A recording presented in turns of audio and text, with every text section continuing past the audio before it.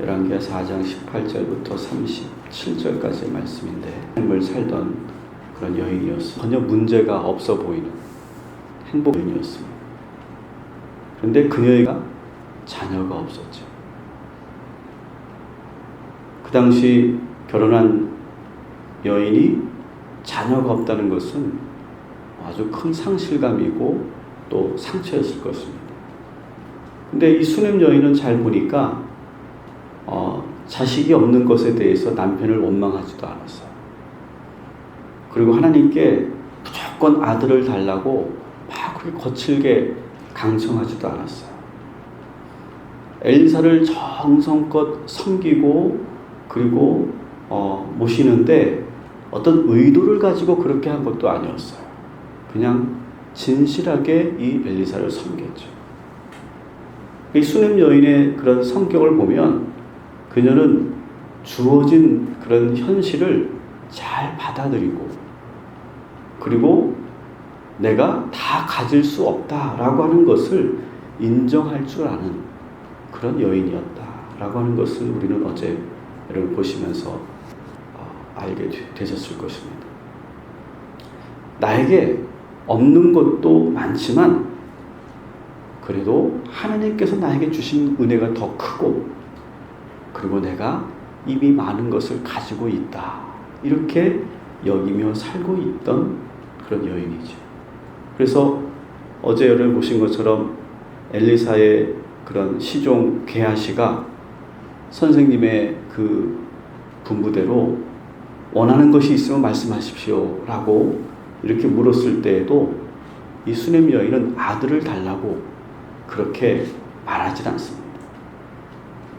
좀 전에 말씀드린 것처럼 그녀는 자신의 인생이 완벽할 수 없다는 것을 알고 있고 인정하는 그런 여인이었어요.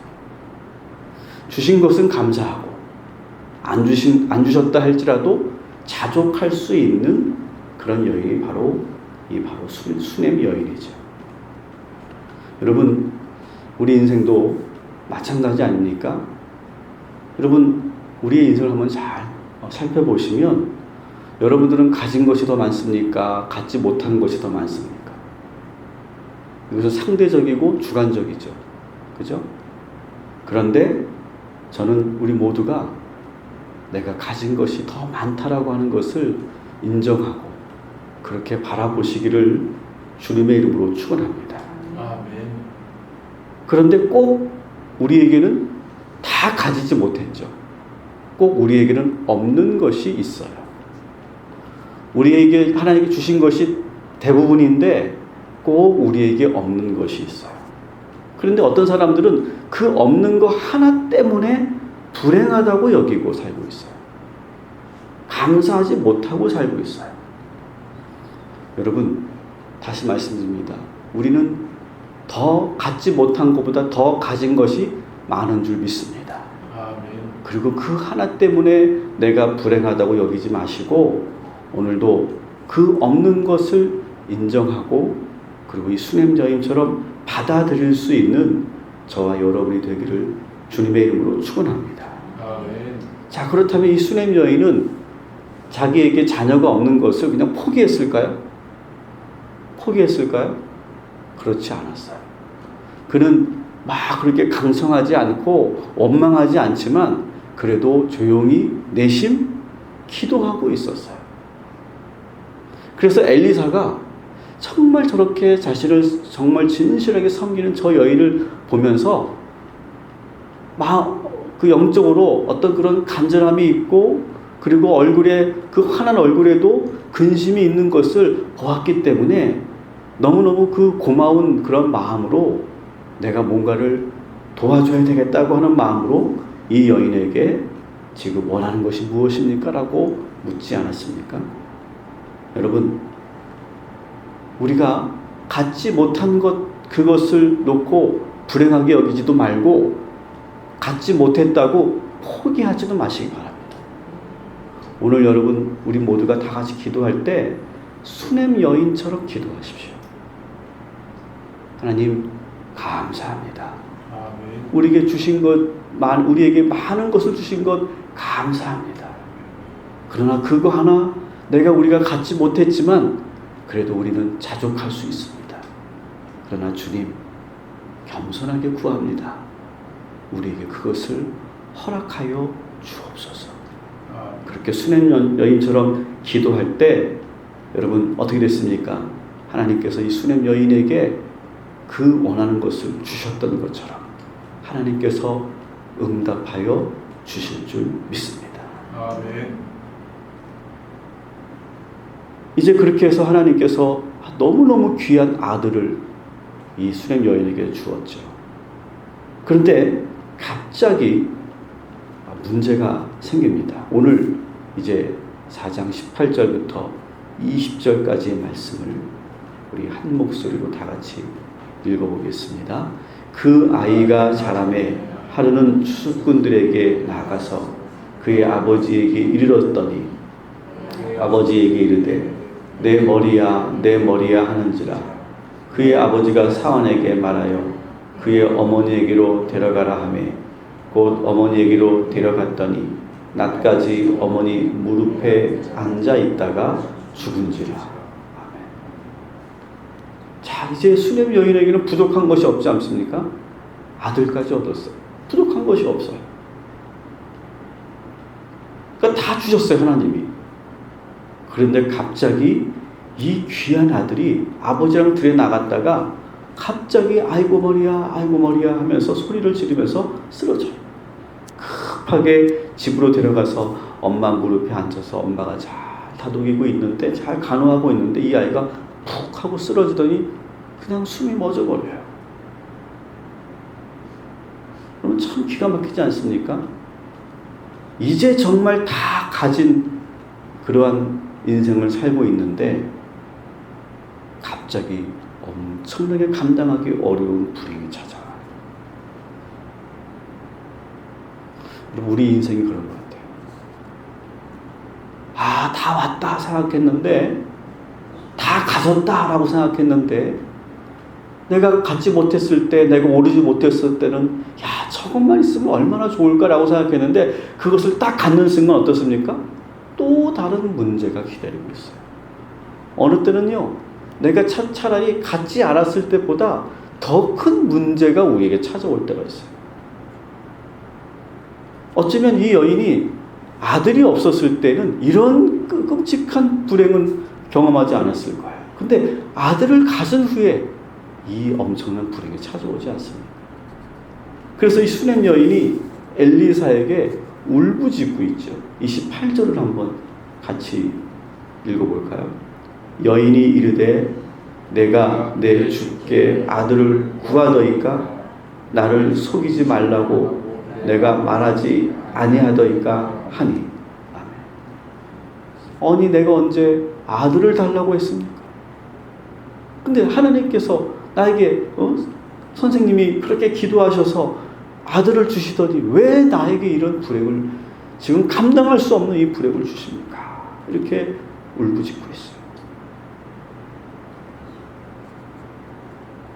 저도 인생을 살면서 오늘 이 말씀을 보면서 깨달은 것이 있어요. 가진 것이 많으면 많을수록, 모든 것을 갖추면 갖출수록 문제는 커지고 문제는 많아지는 거예요. 지금 이 여인도 말하지 않습니까? 아이가 없을 때는 아이가 없는 것 그 정도의 문제였는데, 그런데 아이가 생기니까 이 감당할 수 없는 이 큰 문제를 지금 경험합니다. 사랑하는 여러분, 지금 우리가 없다고, 내가 부족하다고, 그것이 없다고, 그것을 내가 채우고 그것을 완벽하게 만드는 것, 여러분 그것이 완벽한 것이 아닐지도 모른다라고 하는 것을 오늘 저는 이 말씀을 통해 보게 됩니다.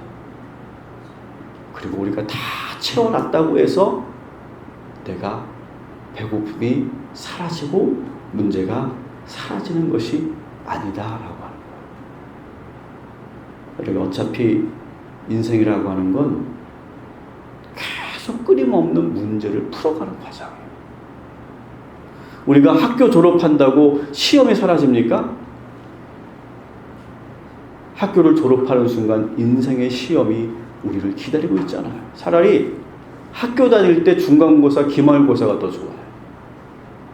인생의 시험은 더 큰 시험들이 우리에게 있지 않습니까? 그래서 여러분, 시험이 없는 인생은 없어요. 문제가 없는 인생은 없어요. 차이가 있다면 그 시험을, 그 문제를 풀어내느냐, 풀어내지 못하느냐예요. 여러분, 오늘도 여러분들이 각자의 여러분 인생의 문제를 가지고 오늘 이 자리에 오셨죠? 오늘 이 새벽에 여러분 이 문제를 풀 수 있는 지혜를 달라고 기도하시기 바랍니다. 아멘. 그러면 하나님께서 그 문제를 풀 수 있는 지혜도 주시고 명철도 주시고 아멘. 우연인 것 같지만 다양한 그러한 방법을 통해 오묘한 하나님의 섭리를 통해 그 인생의 문제를 풀 수 있도록 우리를 인도하여 주실 줄 믿습니다. 아멘. 길도 열리게 될 줄 믿습니다. 아멘. 문이 저절로 열리게 될 줄 믿습니다. 아멘.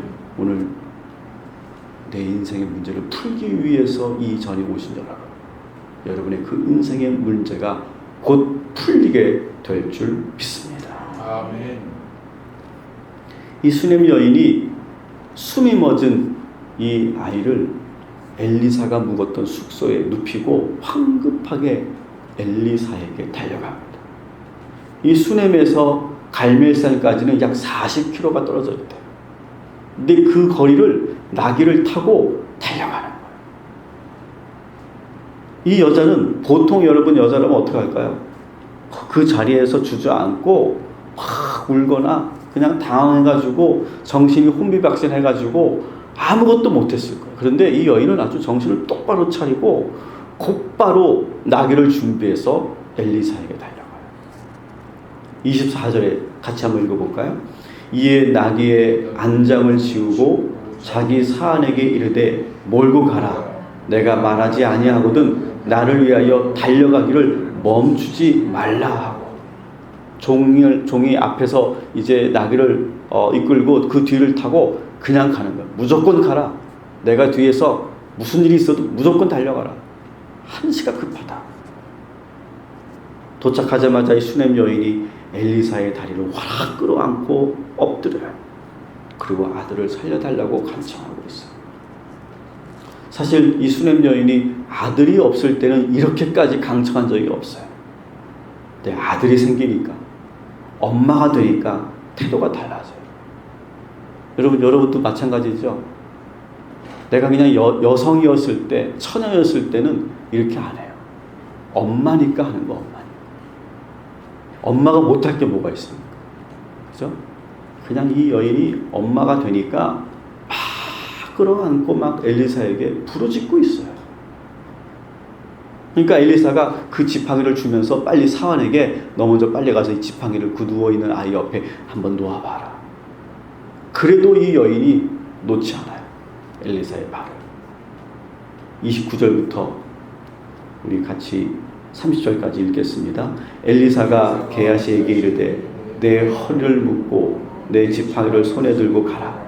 사람을 만나거든 인사하지 말며 사람이 내게 인사할지라도 대답하지 말고 내 지팡이를 그 아이 얼굴에 놓으라 하는지라.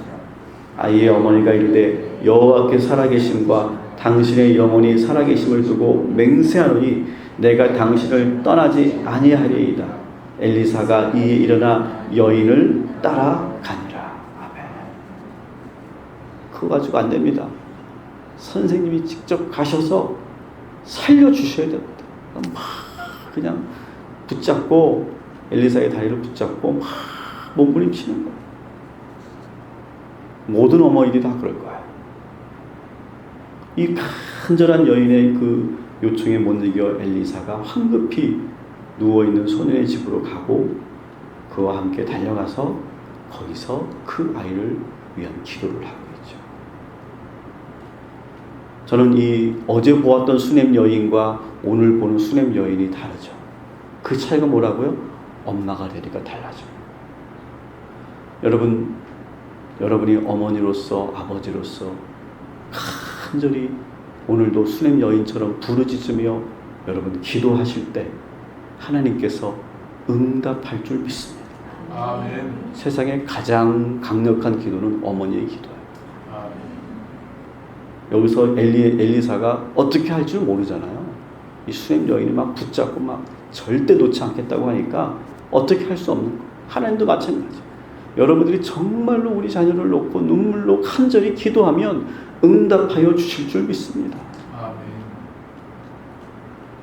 근데 오늘 이 수냄 여인이 그 인생에 정말 그 엄청난 그런 문제를 경험할 때 이 문제를 어떻게 풀어갔는가를 여러분 잘 관찰해 보세요.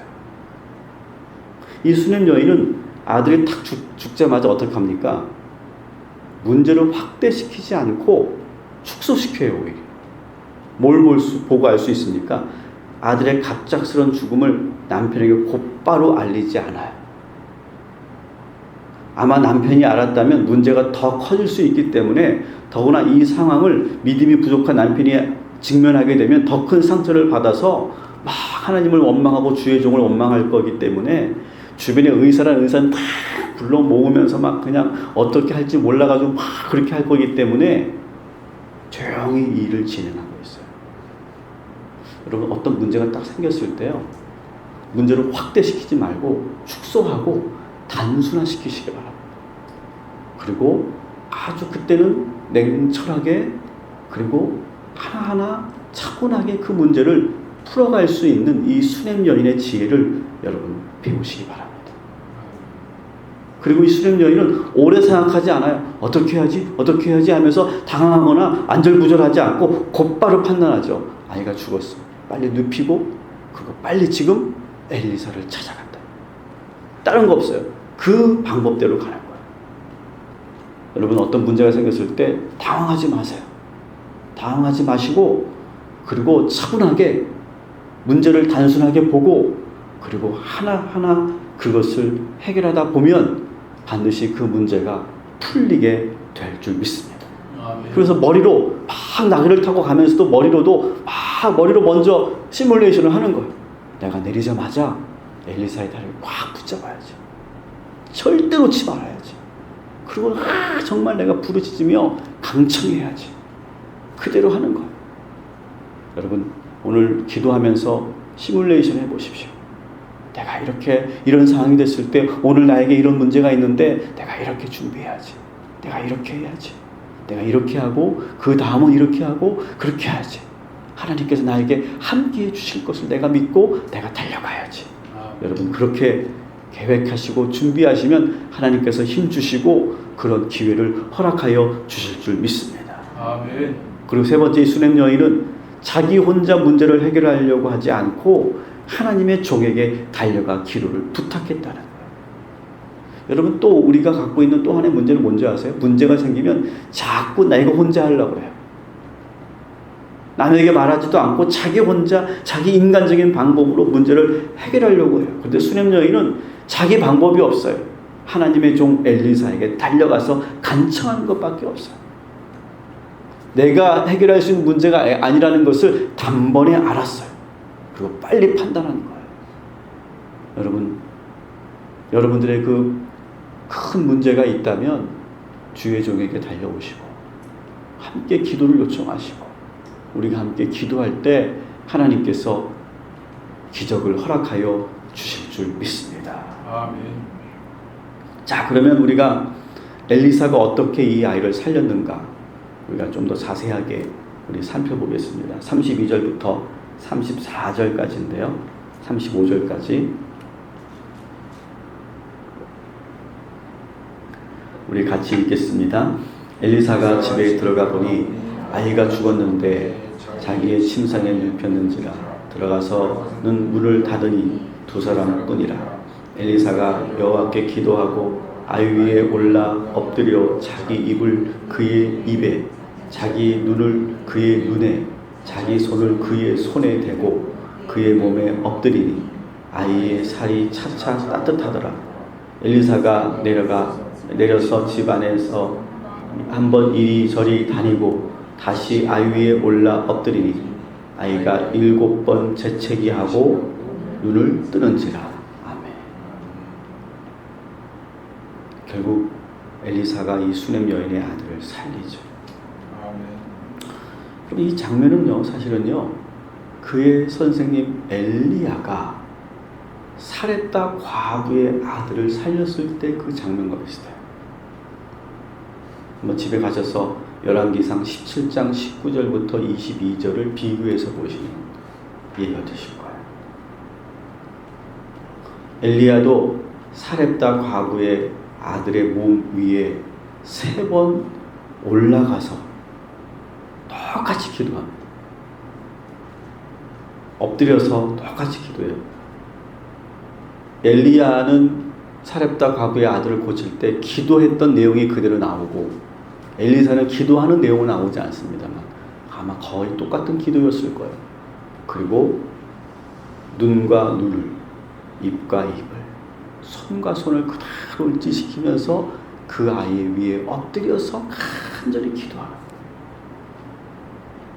그랬더니 이 소년이 7번 기침하면서 일어나더라. 엘리사는 지금 자기 선생님 엘리야가 했던 것을 그대로 하고 있는 거예요. 지난번에 보셨죠? 선생님이 옷을 탁 쳐가지고 요단강을 가르는 것을 보면서 똑같이 하지 않습니까? 여러분, 신앙생활은요, 나에게 모델이 있어야 돼요. 그냥 내가 알아서 하는 게 아니에요.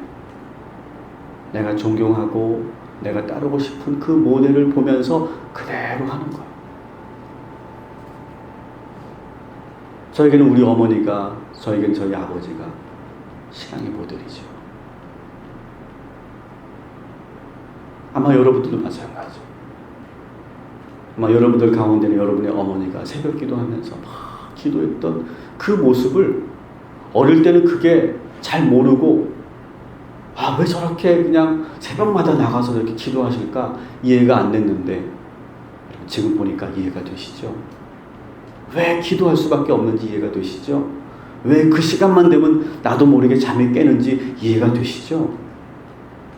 저도 마찬가지. 우리 어머니, 우리 아버지가 저의 신앙의 모델이죠.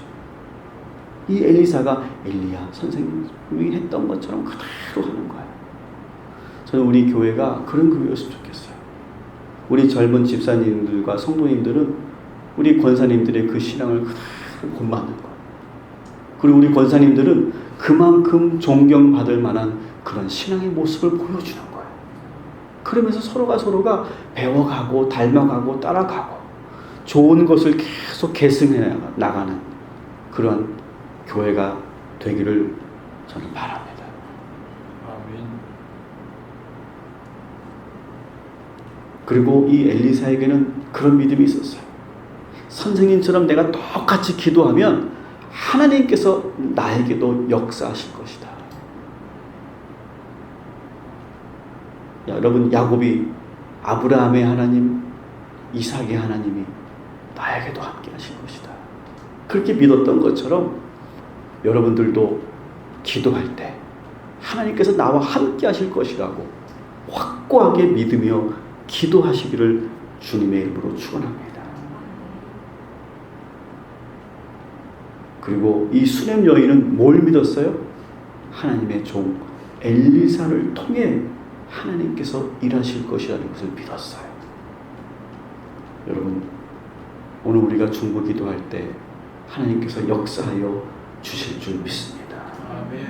오늘 이 기적이 우리 모두에게 나타나고 여러분의 모든 인생의 문제가 풀리게 되는 은혜가 넘치기를 주님의 이름으로 축원합니다. 아멘. 기도하겠습니다.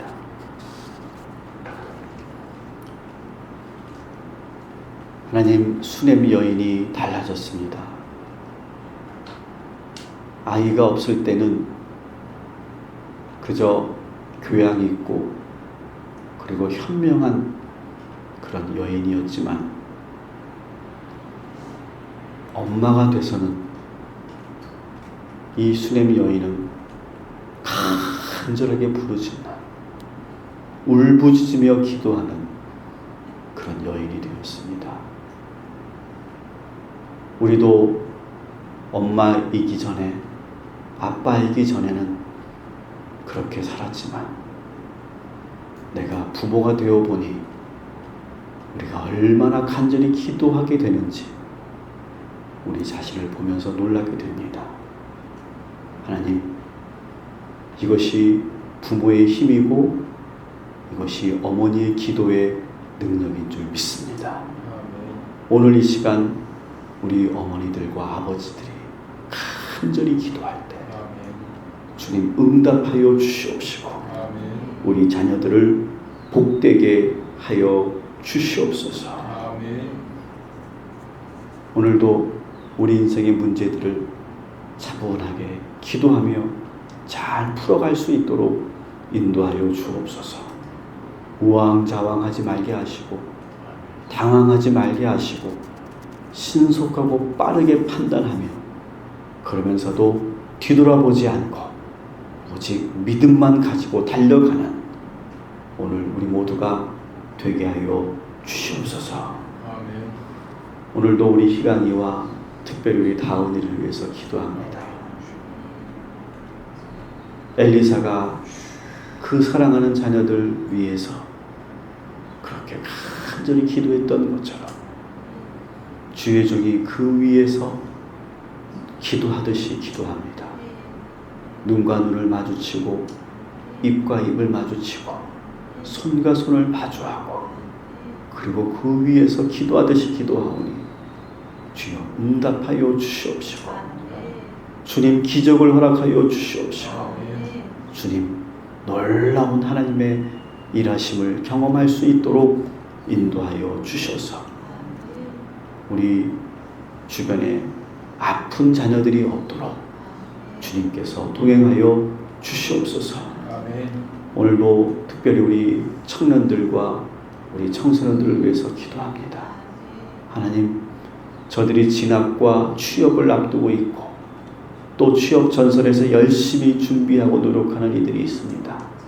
하나님, 저들이 사회생활을 멋있게 해낼 수 있도록 인도하여 주시옵시고 자신의 꿈을 위해서 오늘도 최선을 다하게 하여 주옵시고 아직 인생의 경험이 부족해서 많은 것이 이제 미숙하고 어리겠지만 하나님, 배워가는 그 과정 속에서 더욱더 단단하게 우리 자녀들이 성장해 나갈 수 있도록 인도하여 주시옵소서. 오늘 이 말씀을 듣는 모든 성도들 머리 위에 성령님 함께 하시고 충만한 하루가 되게 하여 주시옵소서. 예수님의 이름으로 기도합니다.